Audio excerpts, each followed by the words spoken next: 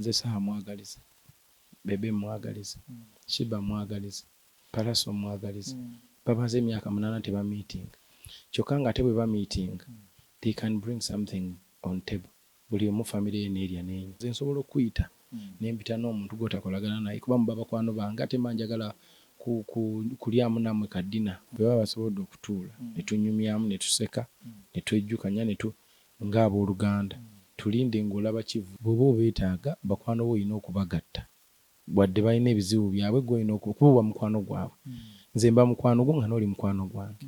Bwe ndaba nga nsobola okuteekawo embeera musobola okunyumyamu, lwaki mba si inviting ne munyumyamu? Gwe oyagala olabe nga bakwano bo bombi ate basikangana. Abantu abaali baliddeko ku ttebe emu.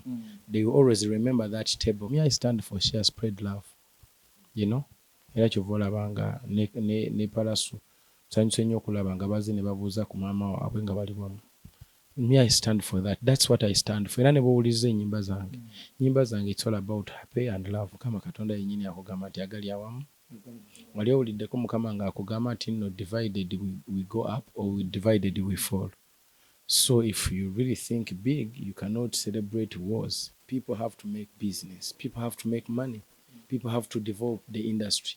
We cannot develop it nga tuyomba buyombi. Gwe owulidde otya bwe nkugambye nti Saha leero asisinkanye Bebe Cool era ne beesika omukono? Gwe towulidde nga kyanjawulo? Kisoboka okuleeta spice n'atula ne Shiba nabo ne banyumyamu. Kuba the more we fight, the more we are not going to go anywhere. But the more we work together, ne tussa eddoboozi limu, the more we are going to add something on our country and the industry. Gwe kubamu akafaananyi nga spice ali ku tour ne Shiba. How much money can they make? Kati we balwana bafuniramu bino ebintu y'ensonga lwaki bannaffe abali ebweru baatuyitako basooka ne bajjawo ego ne bakizza ku business. Osanga ate bwe tuneegata ne tukolayo kasho ate tugenda kulya buli omu anywe family abaana basome. Obulamu bugaba tubadde ku birthday ya Jose Chameleone. What is your take upon Jose Chameleone? Your honest view about Chameleone? Honestly speaking, me, I respect and love Chameleone. And I love all the people who came before me. Bwe ntambudde nze ne mbaako ekintu kyenjika. Industry zonna ezaatuyitako ziri bumu. Bw'otunuulira aba Nigeria bayimba bonna, olaba olimba ne Timas, ate n'olaba Flavour nani, ate n'olaba they have basic, they have collaborated. When they collaborate, they bring the fans together. Kati when they bring fans together, they get numbers, they make money. Okitegeera? Kati bw'otunuulira Abamerica nabo bwe bazze bakola, they come together. N'obalaba nga celebrating each other. Zino video gye ziri online. Abamerica bw'obalaba almost buli muntu yali ayimbyeko ne munne. That means business. They sing together. They bring the two audiences together. They make money. Okonye ku statement kyengezako kugamba nti olwaleero bw'olaba nga tucelebratinze Chameleone kitegeeza mukwano. Abawagizi ba Chameleone bonna basanyufu eri ffenna bwe balabyeko. That's so beautiful. Okonye ku statement nti ogasse leero abayimbi ne Bebe yasoose ogikoonako. Tugenda takolinga beat by beat. Tugenda sooka y'abasajja King Saha, Bebe Cool. Kiki ekyakuviiriddeko okulaba nti basaanye basisinkane era wakikoze otya? Nze bombi bakwano bange nabadde mbeetaaga. Ne bajja ne tutuula ku ttebe emu ne tunyumyamu. Ng'ono ali wano ono ali wano era ne beebuuzaako era ne bawaŋŋana amagezi. Reaction yabadde etya ng'ogambye Saha ogenda sisinkana Bebe era ne Bebe nti ogenda sisinkana Saha amukonjedde okumala ebbanga ddene n'amukubamu ne music? It wasn't easy. Era buli omu yambuuziza gundi gyali nti gyali. Awo tuba kitya nti kijja kuba. Jatulabe. Osiga ekifaananyi momentum ebadde etyawo we basinga? Basically, was, you know, they are my friends. Nze nsobola okuyita n'empita n'omuntu gw'otakolagana naye kuba muba bakwano bange ate mba njagala kulyamu namwe kaddina. Okitegeera? It has nothing to do with your problems. Kati kiba kiri gye muli okubeera abantu abakulu ne tutuula ku ttebe at peace. Okitegeera? But through abantu abaali baliddeko bonna tebasobola they cannot forget each other. Abantu abaali baliddeko ku ttebe emu. They will always remember that table. So Saha akunnyonnyodde obuzibu bwe ne wayina ne Bebe Cool mu resolve? Seetaaga kubigendamu. Bwe mba nga nduwa kubigendamu, nja kubigendamu naye ekibadde ekisinga obukulu kutuula ku ttebe emu ng'abooluganda ne tunywamu kacaayi. This means tebali consilinze olwo abasinkanye. Kasita babanga batudde ku table ne beesika mu mukono gwe kikyoyize. Respect yeko. Ekibanga kibadde kiwundu kati manya kikaze. Where do you do the pedigree or the capacity okuba nti no gwakoze kino ekintu? Nga ne Bebe Cool yali akuchokozaako for years. Me am a businessman and I'm here to do business. So the silwa nokufanjala yanomira emyaka mingi n'engikoowa. Kati buli koona lyonna eriyinza okunyamba okuva mu bwavu ndikwasa omutima gumu kasita nga sikikozesa intention mbi wabula nga nyina mutima mulungi. Nze Saha mwagaliza, Bebe mwagaliza, Shiba mwagaliza, Palaso mwagaliza. Bamaze emyaka 8 teba meeting. Kyokka nga ate bwe ba meeting, they can bring something on table. Buli omu family n'erya n'enywa. Emyaka 8 gye bamaze nga bali pathways buli omu ali bibye. They didn't benefit from each other. Usanga ate bwe tuneegata ne tukolayo kasho ate tugenda kulya buli omu anywe family y'abaana basome. So which is kyekisinga. Enkwatagana kye kirungi naye amaaso g'omuganda gali mu ngalo. Kyekiraga nti musuuza wabadde ne bana abantu. Bebe yakwegambidde nti Kenzo akoze ekyamagero kati gwe genda omubuuze ekyamagero ki. Amaaso g'omuganda nti ekifaananyi kiki.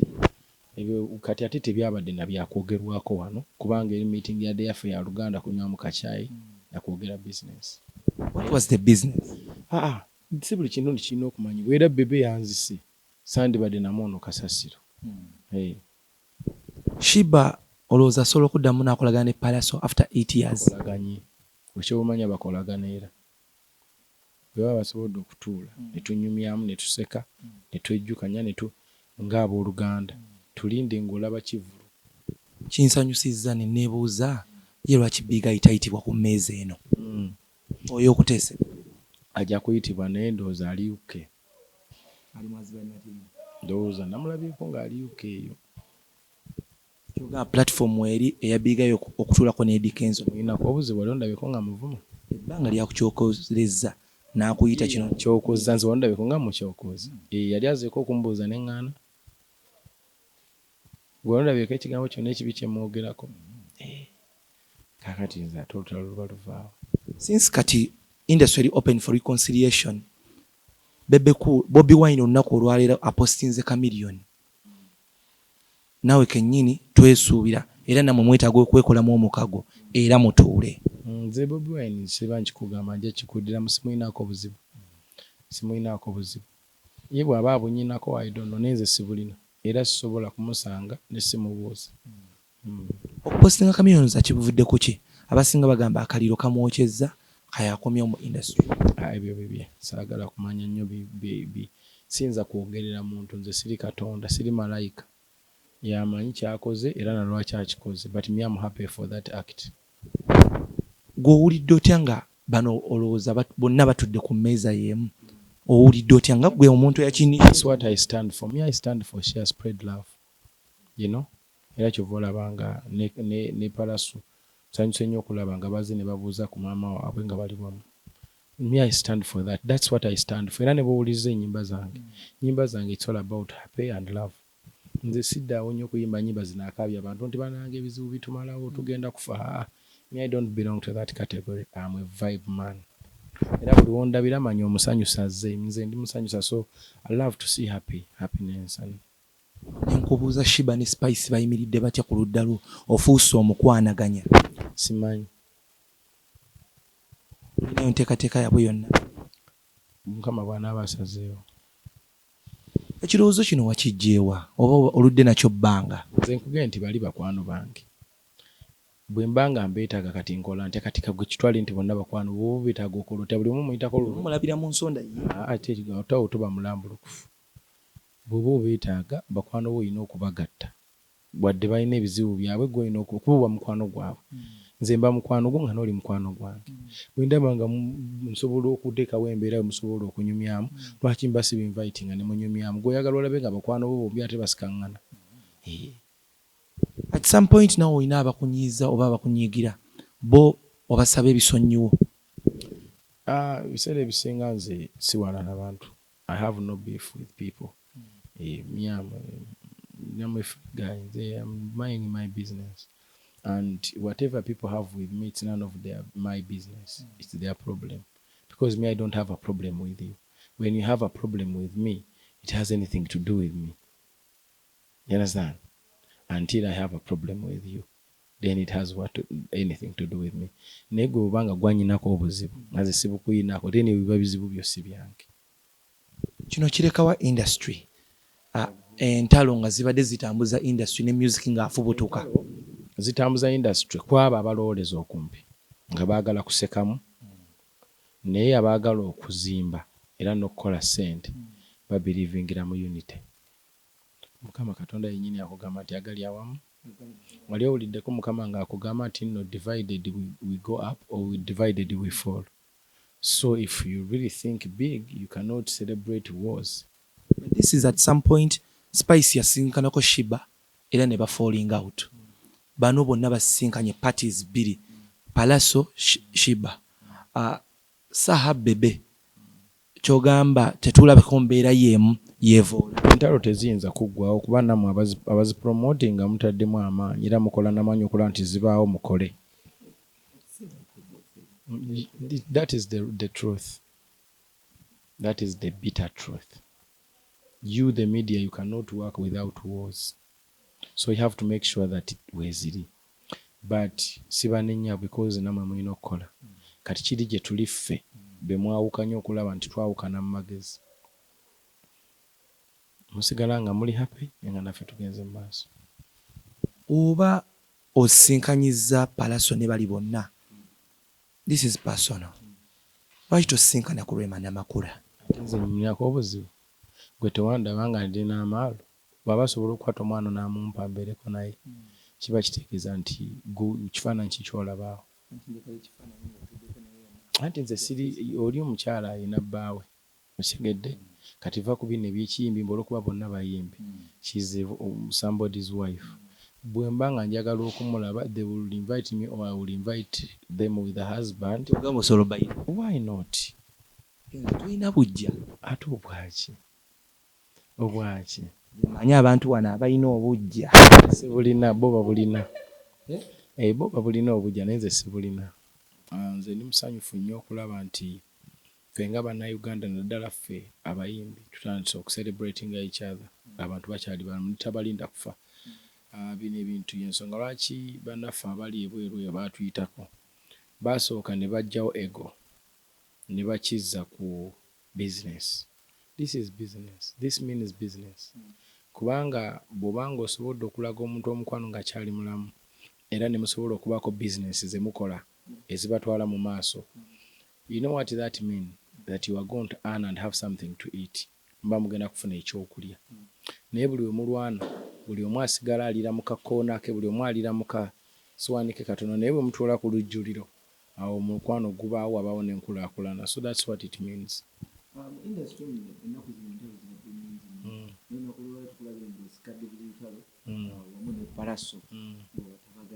Yeah. Ntalo si kintu kirungi. Entalo kati olwaliro Palaso ayinayo Love Fest. Gwoza abawagizi ba Lutalo tabeetaaga. Oza teetaaga Lutalo n'alinyako ku stage eyo n'ayimbirako abantu be as a guest artist. Bw'asigala ewaka Lutalo Palaso afuniramu. So you have to think like that. Yeah. Next tubadde tuli awo omukulu Bebe kulu n'ayingirawo. N'agamba nti leero okoze ebyafaayo. Bibadde biki ebyo? Ebyafaayo kati nze nnyina abantu we nabayise bakyali bange nga bana bataano. Tulyemu kaddina tunyumyemu ku mboozi. Naye nga mu ekyo nayise Shiba empita ne Palaso kubanga badde bamaze emyaka 8 teri alaba munne olw'ebizibu by'ensinga bw'omanyi.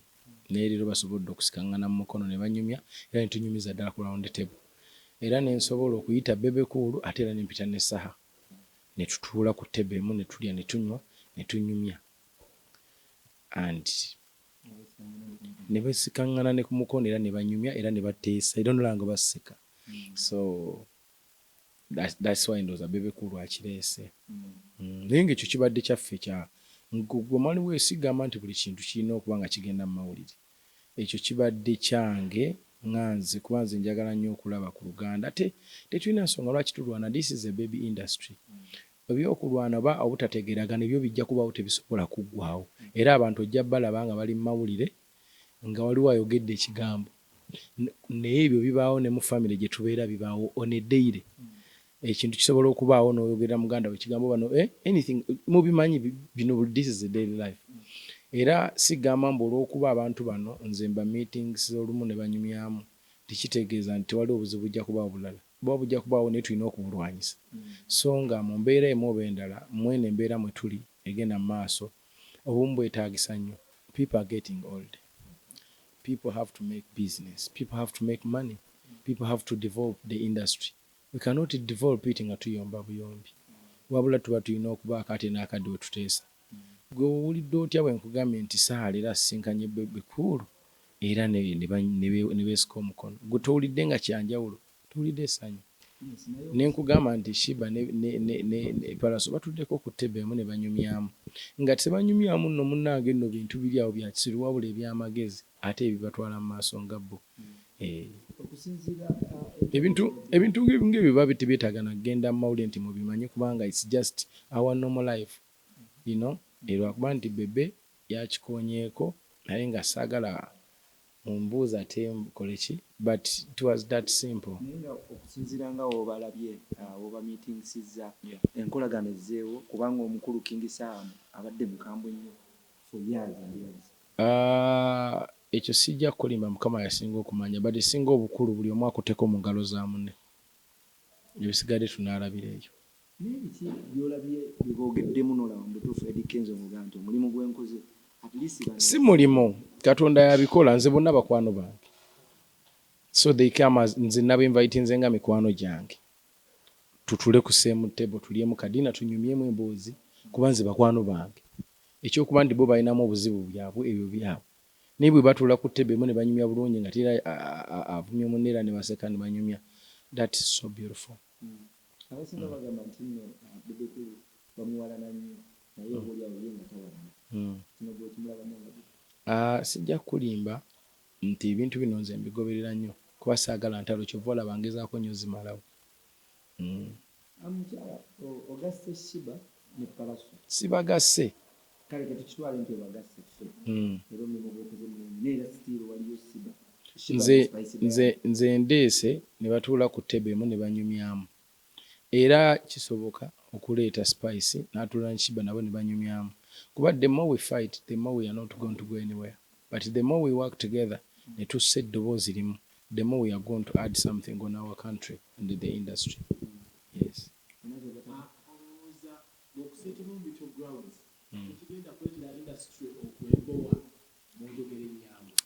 Ebiseera ebisinga kankubuulire bagamba nti eva ku mugendo efuuka kaasa. Gwe buli w'onaagamba mbu nno industry bw'etabaamu lutalo ejja kuba board. Abo bonna babelievinga mbu industry okubutabaamu ntalo eba board, bebo abantu aba thinking small. Those are small thinkers.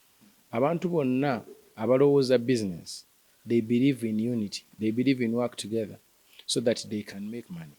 Gwe kubamu akafaananyi nga Spice ali ku tour ne Shiba, how much money can they make? Kati we balwana bafuniramu.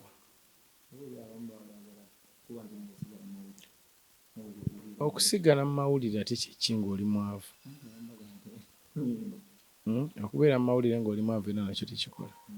Mu nsi eno buli muntu yenna alwana kubaako bulungi. Okitegeera? Entalo tezirina bulungi bwe zireeta. Omuntu ne bw'anaabeera relevant atya mu mawulire, ekyo tikitegeeza mbu nno afunye ssente. At least why don't you make money? Make money. When you make money, then you are good because you have secured your future. Abaana n'abazzukulu. But bwe mulwana era bye mulwanye biba bya wiiki bbiri, then ate ne musigala nga muli mu situation eteeyagaza.